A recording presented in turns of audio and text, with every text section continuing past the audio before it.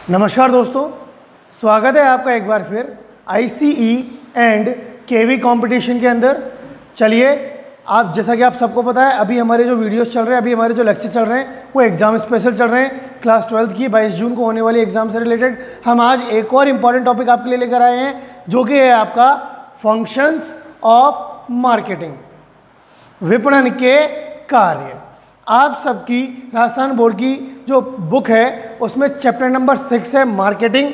उस chapter number 6 का एक इम्पॉर्टेंट टॉपिक है फंक्शंस ऑफ मार्केटिंग, विपणन के कार्य, जो कि आपके लिए एग्जाम में आने वाला निश्चित रूप से एक प्रश्न है। मैंने आपको पहले भी कहा था 4 नंबर या 6 नंबर के प्रश्नों पर जोर दिया जा रहा है, जो कि निश्चित रूप से आपके एग्जाम में आएंगे और इन्हीं में से कुछ न कुछ छोटे प्रश्न 1 या 2 नंबर के भी आपको मिल जाएंगे। तो इन टॉपिक्स पर आपने विशेष रूप से ध्यान दे लिया तो निश्चित रूप से आप अच्छे नंबरों से पास होंगे। तो चलिए, आज हम ज़्यादा समय नहीं लेते हुए शुरू करते हैं हमारा टॉपिक। उससे पहले जिन लोगों ने अब तक हमारा चैनल सब्सक्राइब नहीं किया है, हमारा चैनल को सब्सक्राइब करें। और जिन लोगों अभी तक अगर आपने अपने दोस्तों के साथ हमारे चैनल को शेयर नहीं किया है तो अपने दोस्तों के साथ शेयर करें, भाई उन्हें भी मौका दें, वो भी अच्छे नंबरों से पास होंगे। चलिए शुरू करते हैं। हमारा टॉपिक है आज का फंक्शंस ऑफ मार्केटिंग, विपणन के कार्य। देखिए, विपणन क्या है, मार्केटिंग क्या है। Marketing is a group of activities. Marketing क्या है, बहुत सारी क्रियाओं का एक समूह है, which begins from the idea of a product.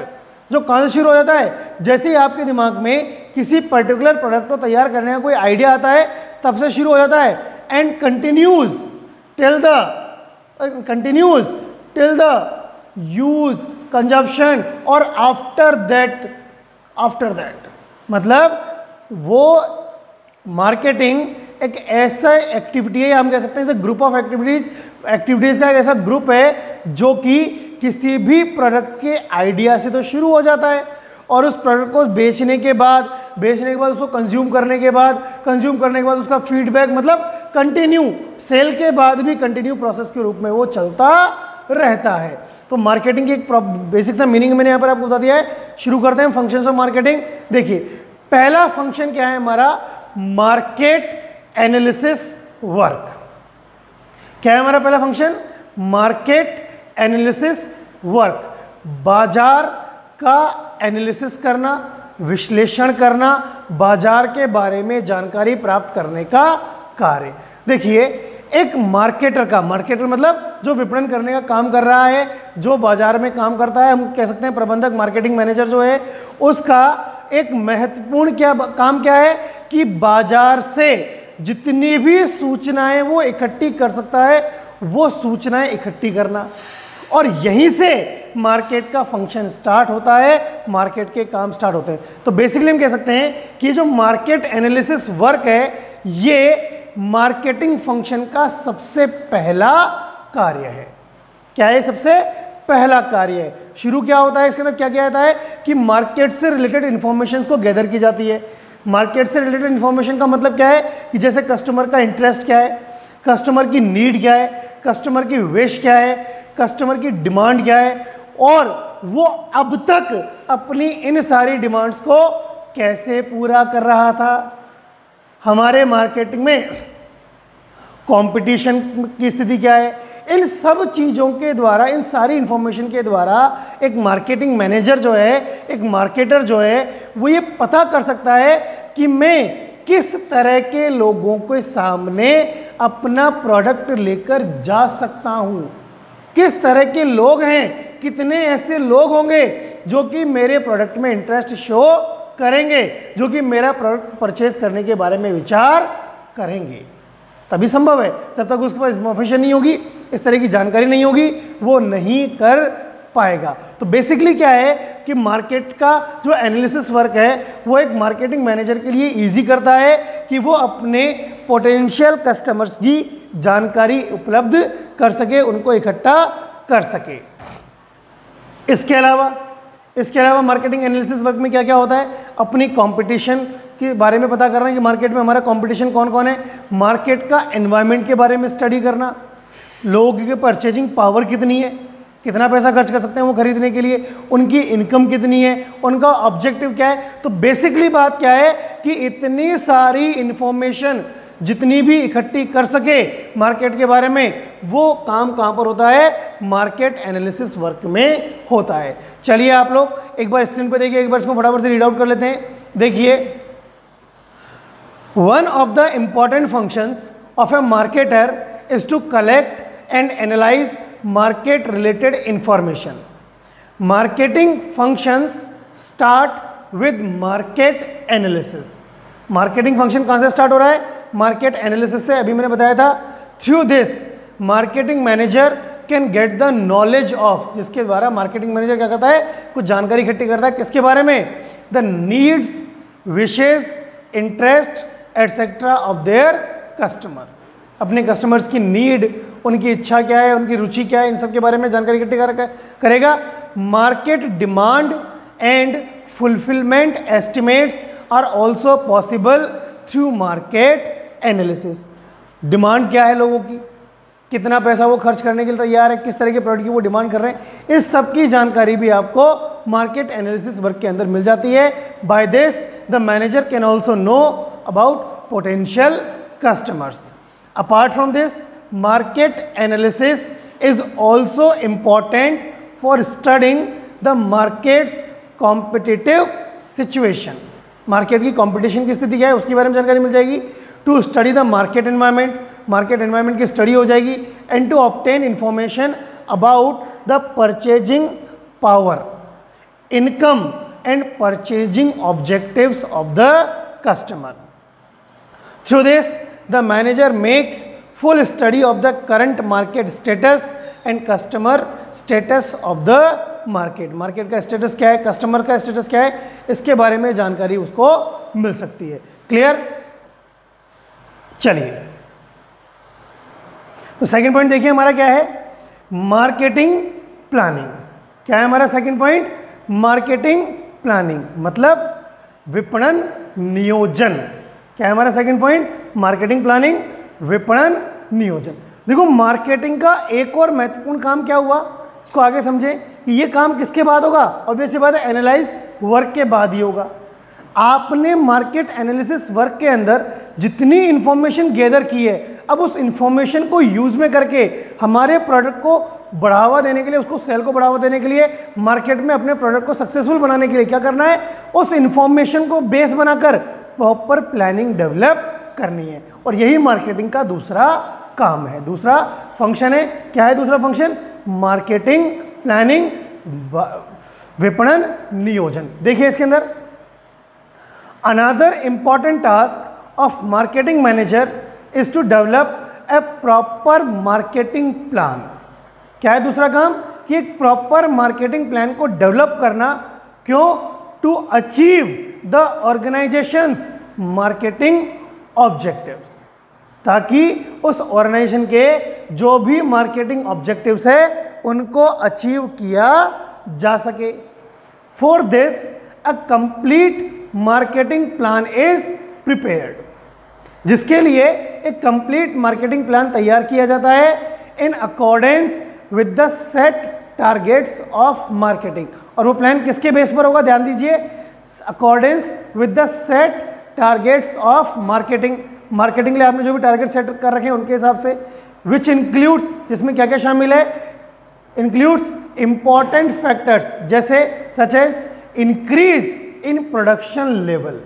क्या हमें प्रोडक्शन लेवल बढ़ाना है, प्रमोशन ऑफ कमोडिटीज, क्या हमें हमारी कमोडिटीज को प्रमोट करना है, etcetera.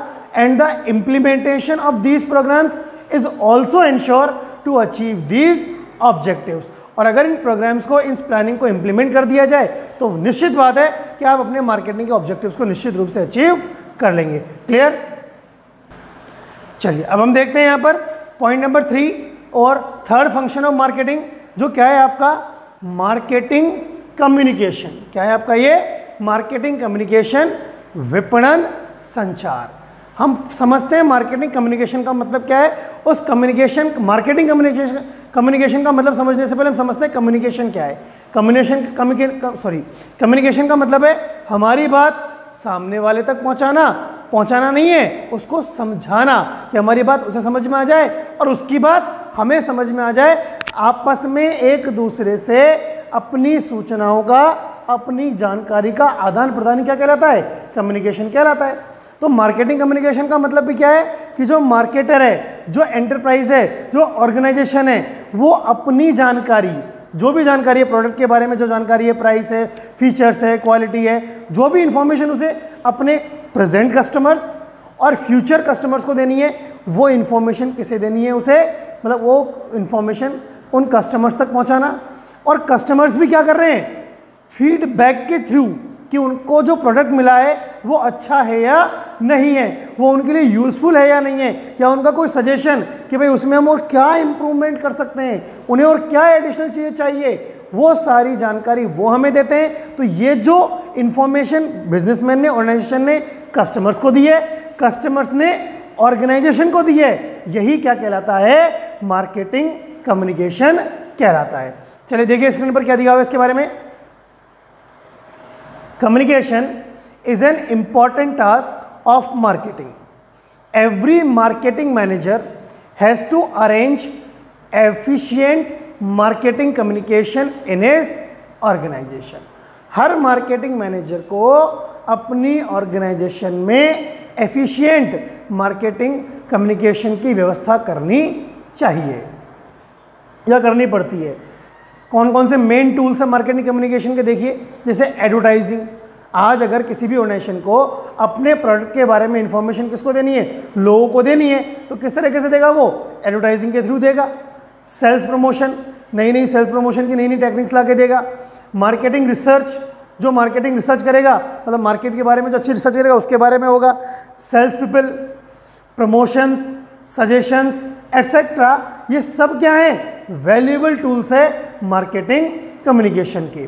The organisation delivers the necessary message to its existing and future customers from the sales person, publicity etcetera.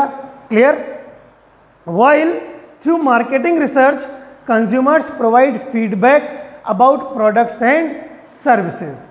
Consumer भी दे रहा है, मैंने बताया था आपको, एज दे आर गुड और not and what need to be changed in the existing product.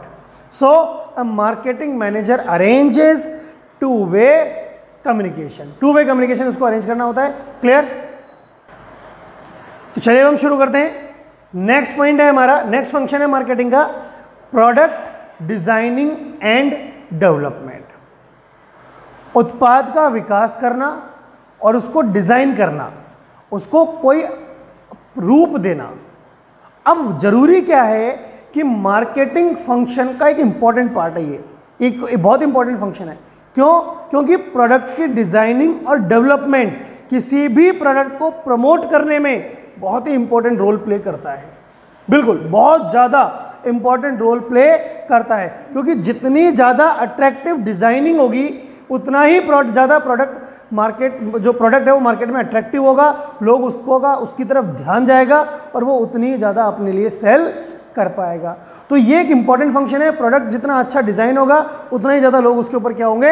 Attract होंगे। तो देखिए क्या लिखा हुआ है, another important marketing activity relates to product designing and development.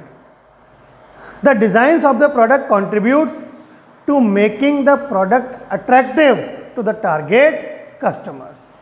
A good design can improve performance of a product.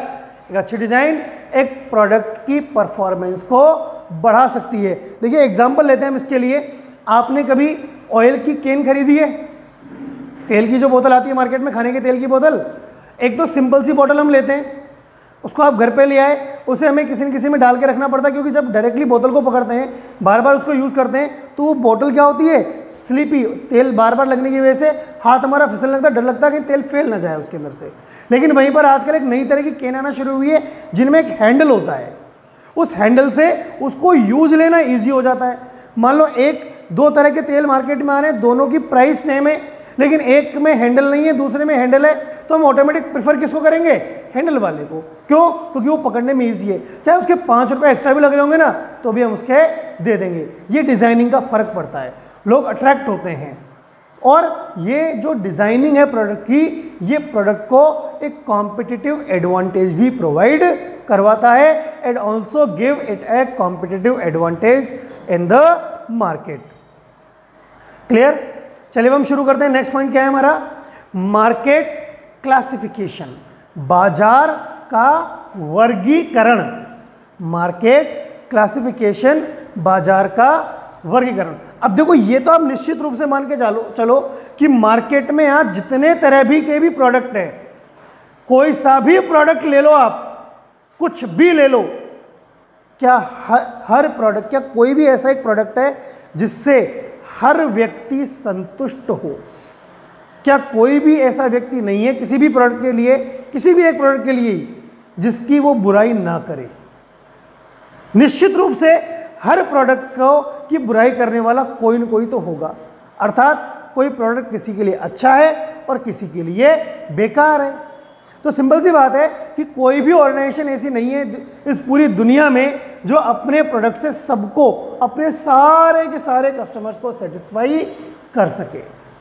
तो एक नया तरीका निकला कि पहले तो क्या किया जाए, कस्टमर्स का ग्रुप ढूंढा जाए कि भाई एक तो हमारे पास इस तरह के लोग हैं, एक हमारे पास इस तरह के लोग हैं और एक हमारे पास सी तरह के लोग हैं। फॉर एग्जांपल हम बात करते हैं, ध्यान दीजिएगा कि एक तो ग्रुप है ए, एक ग्रुप है बी, एक ग्रुप है सी। हम एग्जांपल लेते हैं जैसे केवल मोबाइल फोन का।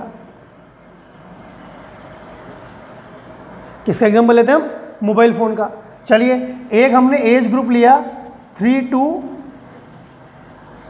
15 ईयर, एक हमने एज ग्रुप लिया 16 to 40 ईयर, एक हमने एज ग्रुप लिया 41 to 80 ईयर। ये हमारे पास अलग अलग ग्रुप के कस्टमर्स हैं। क्या सबके पास एक ही जैसा मोबाइल है क्या आजकल? नहीं है भैया, नहीं है। दिखते सब स्मार्टफोन है, लेकिन सबके अंदर अपनी अपनी व्यवस्था के हिसाब से काम चलता है। इन लोगों को चाहिए अच्छा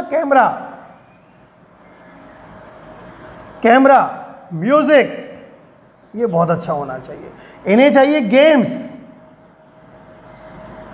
इन्हें चाहिए बात बढ़िया आसानी से हो जाए और हाई वॉल्यूम, आवाज थोड़ी तेज आए और बात अच्छे से हो जाए। ज़्यादा से इन्हें मतलब नहीं होता है। अब मान लो कोई व्यक्ति, कोई भी मोबाइल कंपनी केवल इसी तरह के प्रोडक्ट बना रही है जिनमें केवल कैमरा और म्यूजिक अच्छा है, बाकी चीज़ों से मतलब नहीं है, ना उनकी बैटरी चलती है, कोई फर्क नहीं पड़ रहा उनको, तो क्या वो इन लोगों को कवर कर पाएगी? नहीं कर पाएगी। तो जरूरी क्या है किसी भी ऑर्गेनाइजेशन के लिए? हमने कहा कि कोई भी ऑर्गेनाइजेशन एक प्रोडक्ट से अपने सारे के सारे कस्टमर्स को क्या नहीं कर सकती? सेटिस्फाई नहीं कर सकती। तो उसके लिए जरूरी है कि वो अपने मार्केट को क्लासिफाई करे, अलग अलग टाइप के कस्टमर्स को बदले, उन सब की अलग अलग तरह की जो नीड है उसका पता करे और उसके हिसाब से, उनकी डिज़ायर के हिसाब से, उनके इंटरेस्ट के हिसाब से प्रोडक्ट को बनाए और उनके लिए प्रोडक्ट का डेवलपमेंट किया जाए। क्लियर? तो चलिए एक बार हम इसको देख लेते हैं फटाफट से। क्या लिखा हुआ है? None of the organisations can satisfy all customers with its one product. कोई भी ऑर्गेनाइजेशन अपने एक प्रोडक्ट से अपने सारे कस्टमर को सेटिस्फाई नहीं कर सकती है। Therefore every institution should select certain type of customers from the entire market. इसलिए हर इंस्टीट्यूशन को क्या करना चाहिए? पूरे मार्केट में से कुछ सर्टेन टाइप से कस्टमर्स को सेलेक्ट करना चाहिए and also try to satisfy them according to their equal needs. उन सबकी नीड एक जैसी है, डिज़ायर एक जैसी है, इंटरेस्ट एक जैसा है। Classification into sub market into non age market classification. उसके हिसाब से जब हमने मार्केट को क्लासिफाई कर दिया अलग अलग ग्रुप में, तो वो क्या कहलाता है? Market classification. Each institution can select one और मोर मार्केट्स। अभी हमने लिया था 3 तरह के मार्केट थे, markets by market classification and can set its marketing programme according to the needs of those market. उनके हिसाब से अपने मार्केटिंग प्रोग्राम्स को डेवलप किया जा सकता है। क्लियर? कंप्लीट? चलिए अब हम बात करते हैं बेटा स्टैंडर्डाइजेशन एंड ग्रेडिंग। हमारा अगला फंक्शन है स्टैंडर्डाइजेशन एंड ग्रेडिंग। देखो, आगे बढ़ने से पहले मैं आपको इन दोनों का मतलब समझाता हूं। स्टैंडर्डाइजेशन का मतलब क्या होता है, ग्रेडिंग का मतलब क्या होता है। ध्यान दीजिए, देखिए क्या मतलब होता है इनका। चलिए क्या बात कर रहे हैं, स्टैंडर्डाइजेशन एंड ग्रेडिंग। देखिए स्टैंडर्डाइजेशन का मतलब समझते हैं सबसे पहले। मैं आशा करता हूं कि आप सबने लेस की चिप्स सबने खाई होगी। अंकल चिप्स आती है, लेस की चिप्स आती है, कुरकुरे आते हैं। चलिए एग्जांपल लेते हैं, कुरकुरे, कुरकुरे सबने खाए होंगे। ऐसा भी कोई होगा जिसने एक बार कुरकुरे माधोपुर में खाए, एक बार जयपुर में खाए और एक बार दिल्ली में खाए, या किसी भी जगह खाए, पर 3 या 4 अलग अलग जगह पर कुरकुरे खाए और सब में टेस्ट अलग अलग आया होगा ना बच्चों। यहाँ माधोपुर वाले में अलग आया होगा, जयपुर वाले में अलग आया होगा, दिल्ली वाले में अलग आया होगा। नहीं आया? आएगा भी नहीं, सवाल ही नहीं है आने का। क्यों नहीं आएगा? अच्छा यहाँ छोड़ो, आप कलकत्ता चले जाओ, आप कर्नाटक चले जाओ, आप केरला चले जाओ, कहीं भी चले जाओ, टेस्ट में कहीं भी अंतर नहीं आएगा, निश्चित रूप से नहीं आएगा। क्यों नहीं आएगा? उसके पीछे कारण है। क्या कारण है उसे हमें समझना है कि कारण क्या है। कारण यह है कि चाहे वो राजस्थान में प्रोडक्ट बनाए, चाहे वो हरियाणा के लिए प्रोडक्ट बनाए, चाहे वो कहीं के लिए भी प्रोडक्ट बनाए, उनका उस प्रोडक्ट को बनाने के लिए यूज होने वाली स्पाइसेस की quantity, material, main, labour, technique सब स्टैंडर्ड होती है। स्टैंडर्ड मतलब एक जैसी होती है। स्टैंडर्डाइजेशन का मतलब होता है कि आप जितना भी प्रोडक्शन कर रहे हो, पूरा प्रोडक्शन एक जैसा करना। आपने अगर हीरो की कोई बाइक खरीदी, हीरो की मान लो स्प्लेंडर आपने खरीदी, चाहे वो जयपुर से खरीदो चाहे माधोपुर से खरीदो, सब जगह आपको एक जैसी मिलेगी। ऐसा नहीं होगा कि मेरे पास कोई और जैसी आ गई और उसके पास किसी और जैसी आ गई, थोड़ा सा अंतर आ गया, साहब एक नट इसमें नहीं आया और उसमें आ गया, एक हॉर्न मेरा इसमें नहीं बज रहा उसमें बज रहा है, नहीं होगा। क्योंकि ये सारे के सारी ऑर्गेनाइजेशन स्टैंडर्डाइजेशन का पूरी तरह से ध्यान में रखती है। स्टैंडर्डाइजेशन का ध्यान में रखने का मेन रीजन क्या है? ताकि हर कस्टमर के पास एक जैसा प्रोडक्ट मिले, कोई भी कस्टमर ये ना कह सके कि मुझे अच्छा मिला है और उसे बेकार मिला है। क्लियर? स्टैंडर्डाइजेशन का मतलब क्लियर है? स्टैंडर्डाइजेशन का सिंपल सा मतलब क्या हुआ कि एक जैसी टेक्निक्स, एक जैसा मटेरियल, एक जैसे रिसोर्सेज हर तरह के प्रोडक्शन में काम में लेना। चलिए ये बात क्लियर हो गई। अब हम बात करते हैं ग्रेडिंग। कभी आपने सब्जी मंडी में सब्जी खरीदी होंगी, सब्जी मंडी में सब्जी खरीदने गए, सब्जी वाले से पूछा भैया भिंडी क्या भाव है, कि ये वाली 10 रुपये किलो है और वो वाली 20 रुपये किलो है। होता है कभी? देखा होगा। आलू क्या भाव है, कि ये वाले 15 रुपये किलो, ये वाले 20 रुपये किलो और ये वाले 50 रुपये किलो। ऐसा क्यों भाई? क्या अंतर है? सभी बोले कि अलग अलग जैसे मंगाएंगे, नहीं, सभी एक ही खेत के आलू हैं। एक खेत के छोड़ो, मैंने तो खरीदे भी एक ही बोरी में से, उसी बोरी में से निकाले। क्या होता है कि बहुत सारे ऐसे प्रोडक्ट होते हैं जिनमें आप स्टैंडर्डाइजेशन कर ही नहीं सकते। आपको खेती करनी है, खेती करनी है तो खेती में जो सामान हम उगाते हैं, जो भी हमारे सामने प्रोडक्शन निकल के आता है, कोई छोटा कोई बड़ा, कोई ज़्यादा पक गया कोई कम पक गया, उसमें जहाँ पर स्टैंडर्डाइजेशन संभव ही नहीं है तो उसमें क्या होता है, उस पूरे के पूरे लॉट में से हम सबसे अच्छा एक तरफ निकाल देते हैं। जिसे दे दिया हमने ग्रेड ए, उससे थोड़ा सा बेकार थोड़ा सा अलग रेट पे रख दिया। जिसे हमने दिया ग्रेड बी, और जो बिल्कुल बिल्कुल ख़राब सा है उसे हमने दे दिया ग्रेड सी। हर तरह के कस्टमर्स हमारे पास अवेलेबल है, तो ये कहता आता है ग्रेडिंग। तो स्टैंडर्डाइजेशन एंड ग्रेडिंग दोनों में से एक ही चीज़ पॉसिबल है। दोनों पॉसिबल नहीं हो सकता बच्चों। क्यों नहीं हो सकता दोनों पॉसिबल? क्योंकि स्टैंडर्डाइजेशन का मतलब क्या है? एक जैसा प्रोडक्ट बनाना। जब एक जैसा ही बन गया सब कुछ, तो ग्रेडिंग क्या करनी है? कुछ भी नहीं कर सकते। ग्रेडिंग कब होगी? जब आपके पास प्रोडक्शन एक जैसा संभव नहीं हो। और ये स्टैंडर्डाइजेशन और ग्रेडिंग मार्केटिंग का एक फंक्शन है। ये काम भी मार्केटर के द्वारा ही किया जाता है। देखिए अब इसके अंदर आप, standardisation means maintaining quality standards to achieve uniformity in the product. Uniformity का मतलब एक समान, प्रोडक्ट में हमेशा एक जैसी बनी रहे, एक रूपता बनी रहे। Standardisation provides quality assurance and consistency to consumers. Consumers are assured about the quality of product, packing, etc. Grading means classifying the product on some basis. Grading का मतलब होता है कि हम किसी बेस पर प्रोडक्ट्स को क्या कर रहे हैं? क्लासिफाई कर रहे हैं। The basis of classification, classification का बेस किस किस के पर हो सकता है? साइज के बेस पर, क्वांटिटी के बेस पर। Grading is necessary when companies are not following, देखो ध्यान देना जो लाइन हम पढ़ रहे हैं, grading is necessary when companies are not following strictly the techniques of standardisation. जब स्टैंडर्डाइजेशन पॉसिबल नहीं है तब क्या करनी पड़ेगी, ग्रेडिंग करनी पड़ेगी। Through grading marketer can get higher price for quality products. Grading is generally used in agricultural products, for example wheat, rice, pulses etcetera. Clear?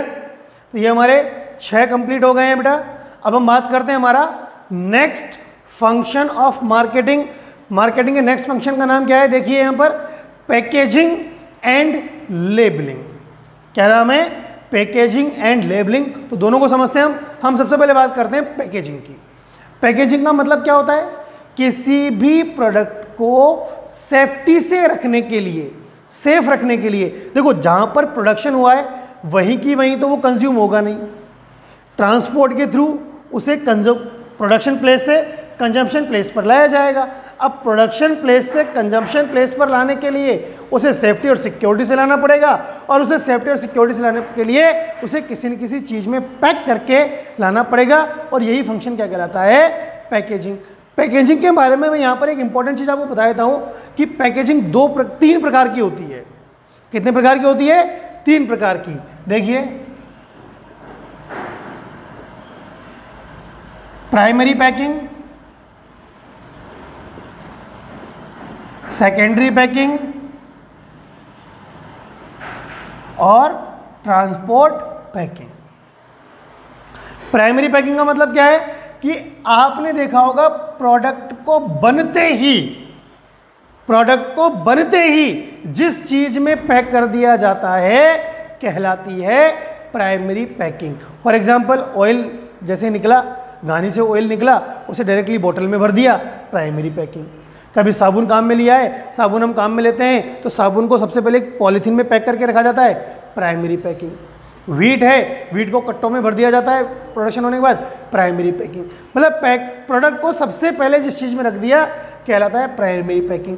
Paste है, पेस्ट को उस ट्यूब में रख भरना, प्राइमरी पैकिंग का पार्ट है। सेकेंडरी पैकिंग का मतलब होता है कि प्राइमरी पैकिंग के ऊपर जो पैकिंग की जाती है, सेकेंडरी पैकिंग। जैसे पेस्ट को ट्यूब के अंदर तो भर दिया, अब उस ट्यूब को वो जो कार्ड बॉक्स होता है, ऊपर गत्ते का होता है, कागज का, इसके अंदर हम रख के लाते हैं, इसके ऊपर सब चीज़ें लिखी होती है, क्या कहलाती है वो, सेकेंडरी पैकिंग। मतलब प्राइमरी पैकिंग के ऊपर जो पैकिंग होती है वो क्या कहलाती है, secondary packing. Third, transport packing. Goods को एक जगह से दूसरी जगह एक एक प्रोडक्ट नहीं रखा जाता है, उनको बल्क में रखा जाता है। बल्क में रखने के लिए किसी कार्टून में, बहुत बड़े बॉक्स में जमाया जाता है सारे प्रोडक्ट्स को, वो कहलाती है ट्रांसपोर्ट पैकिंग। तो पैकिंग का मेन ऑब्जेक्टिव क्या है, सेफ्टी एंड सिक्योरिटी। लेकिन अगर हम इसी के साथ बात करें, किस चीज की बात करें बेटा, हम बात करें लेबलिंग की, तो लेबलिंग का मतलब क्या होता है, ध्यान देंगे आप, लेबलिंग का मतलब क्या होता है। लेबलिंग का मतलब होता है प्रोडक्ट की इंफॉर्मेशन प्रोडक्ट के द्वारा ही आपके पास पहुंचाना। ध्यान से समझना, ध्यान से देखिए आप इधर, प्रोडक्ट की इंफॉर्मेशन प्रोडक्ट के द्वारा ही आप तक पहुंचाना। ये क्या कह दिया, आप समझ में नहीं आया, मैं समझा देता हूँ क्या कह दिया मैंने। प्रोडक्ट की इंफॉर्मेशन प्रोडक्ट के द्वारा ही आप तक पहुंचाने का मतलब है, आपने देखा होगा कोई भी प्रोडक्ट ले लो दुनिया का, कोई सा भी, मैक्सिमम प्रोडक्ट्स, उसके ऊपर सारी इन्फॉर्मेशन होती है। प्रोडक्ट के अंदर कौन कौन से इंग्रेडिएंट्स हैं, उनकी MRP क्या है, कब बना है, कब तक यूज़ करना है, हाउ टू यूज़, कब यूज नहीं करना है, उसे कहाँ पर रखना है, क्या क्या उसके अंदर हमने सामान डाला, सब कुछ इन्फॉर्मेशन प्रोडक्ट के ऊपर होती है, या तो उस पैकिंग के कार्ड बॉक्स के ऊपर लिखी होती है, उसके ऊपर सब कुछ प्रिंटेड होता है। और अगर नहीं होता है तो देखना कई प्रोडक्ट्स के अंदर एक कागज रखा हुआ रहता है, उस कागज के अंदर पूरी इन्फॉर्मेशन लिखी हुई होती है। तो ये इन्फॉर्मेशन प्रोवाइड करवाना क्या कहलाता है, लेबलिंग कहलाता है। क्लियर? देखिए बोर्ड पे आप लोग, the product is always supplied to customer in the packed form. Product customer को हमेशा पैक्ड फॉर्म में सप्लाई करवाया जाता है। Packing refers to designing of packets, wrappers, cartoons etc which are used to pack the product, जो कि product को pack करने के लिए यूज में लिया जाता है. Packing plays an important role in selling as attractive packing includes the customer to buy the product, that is why packing is called silent salesman. Packing को साइलेंट सेल्समैन भी कहा जाता है क्योंकि अट्रैक्टिव पैकिंग जो होती है ना वो कस्टमर को उस प्रोडक्ट को खरीदने के लिए भी इंस्पायर करती है. द लेबल में very from a simple tag attached to the product indicating some information about the quality or price of the product. Product की क्वालिटी, प्रोडक्ट की प्राइस के बेस पर वो सबको डिस्कस होता है. In labeling customer is informed about the cautions required in using product. Customer को inform किया जाता है कि उस प्रोडक्ट को यूज़ करने में किन किन बातों की सावधानी रखनी है, किन किन बातों को ध्यान में रखना है. How to use the product, product को कैसे यूज़ करना है. And contents used while producing the product, product को बनाने में कौन कौन से कंटेंट्स यूज किए गए हैं. क्लियर. चलिए अब हम बात करते हैं हमारा नेक्स्ट फंक्शन है इसका ब्रांडिंग. क्या है नेक्स्ट फंक्शन इसका हमारा? ब्रांडिंग. अब ब्रांडिंग का मतलब क्या होता है? What do we mean by branding? Branding का सीधा सा मतलब है भैया आपका नाम जो है ना वो आपका ब्रांड हो गया. आपके घर वालों ने आपको एक नाम दे दिया तो मतलब आपको एक ब्रांड दे दिया. ब्रांडिंग का सीधा सा मतलब है कि आपको या आप किसी ऑर्गेनाइजेशन ने एक प्रोडक्ट को कोई स्पेसिफिक नेम दे दिया, that is known as branding. वही क्या कहलाती है? ब्रांडिंग. ब्रांडिंग दो तरह की होती है, कई बार प्रोडक्ट स्पेसिफाई होती है, कई बार कंपनी की हिसाब से भी स्पेसिफिकेशन होता है. सैमसंग ब्रांड है. अब सैमसंग का टीवी, सैमसंग का फ्रिज, सैमसंग का एसी, सब कुछ सैमसंग का, तो सैमसंग ब्रांड हो गया. हिंदुस्तान लीवर ने अपने हर प्रोडक्ट को अपना अलग अलग एक नाम दिया हुआ है. क्लियर. देखिए branding means giving a special name to the product. Companies may decide to sell the product in company's name or may decide to sell the product in brand name for their product. For example, Sony, BPL, etc.